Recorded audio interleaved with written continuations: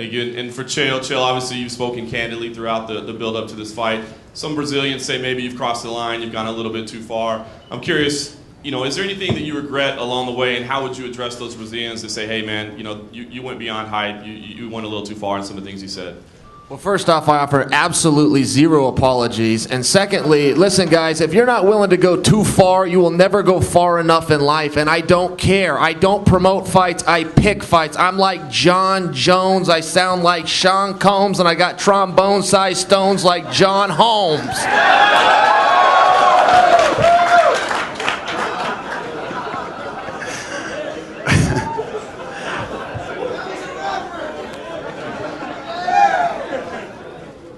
As he said, what do you think Anderson snapped at the conference call?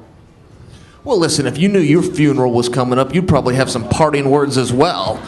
It's nice to see the real Anderson come through, and I don't mean his funeral in a morbid way, but it's a funeral of a career, man. This is coming to an end on 7/7 at 7 p.m., 10 in the East, and only on pay-per-view. Chael Sonnen Promotions, in conjunction with Zuffa LLC, will bring to you Sonnen vs. Silva 2, The End. He will step aside, and the man will walk through. Response? Why are you asking questions in English? Anderson sits here like he doesn't understand you. Ed Soros interprets, and we got to hear it a second time. First off, he speaks English, and second, we could replace Ed Soros with an app I could download for $9.99. What kind of bizarro world are we in here? This is the strangest thing I've been part of. People ask me if I wanted to go to Brazil for the fight. Sure, it'd be neutral territory. Anderson lives in a mansion in Beverly Hills. Las Vegas, Nevada is closer to him than it is to Westland, Oregon. He's got home court advantage. What are we even doing here, guys? This is insanity. He sits over and pretends he doesn't speak English? Come on. It's like pretending you're the world champion. I can't believe... Guy walks around with a fake belt. That's insane. I would never do that. Oh, boo. Oh, he went too far with the fake belt. Come on. Where you guys been? It's kind of like the way you speak Portuguese, right, Joe? Exactly. $9.99 app on my iPhone. Yeah, you got to understand, you have to earn pressure. If I just walked into this thing and I was green and it was my first time at the dance, I wouldn't have anything expected of me. I have earned the right to feel pressure. And, it doesn't matter how I feel. Happy, sad, sick, indifferent on 7/7 at 7 p.m., 10 in the East, and only on pay-per-view.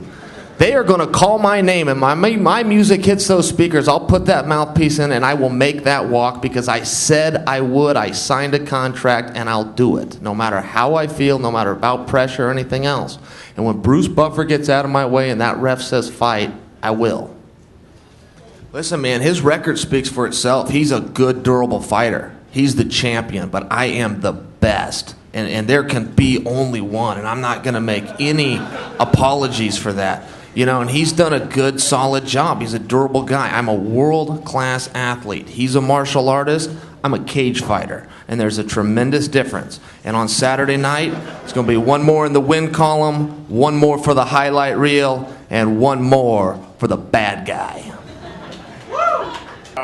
About this before, and you said that you tapped out in the fifth round, but you didn't know the rules, that the fight was going to be over. Do you know the rules now, and do you think Anderson Silva deserves a rematch?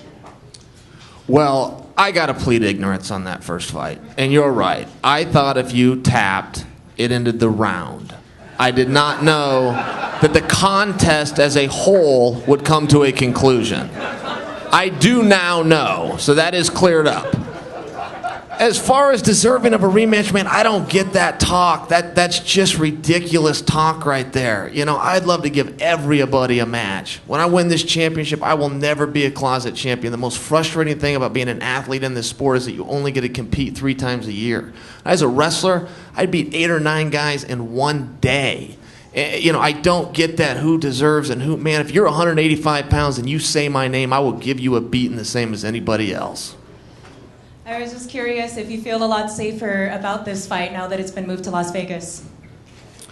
Well, you might want to check your local paper. You guys aren't exactly a haven for civility at all times. I don't know. Just because we're in Las Vegas, all of a sudden, you start roaming around late at night. But I mean, listen, I'd rather not make the trip. When you're cutting weight, the trip is hard. But fair is fair. Somebody's got to do it. And he did it the first time.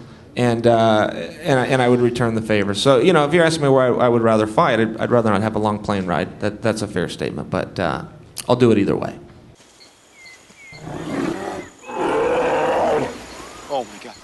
Programmet presenteras av Betsay.com.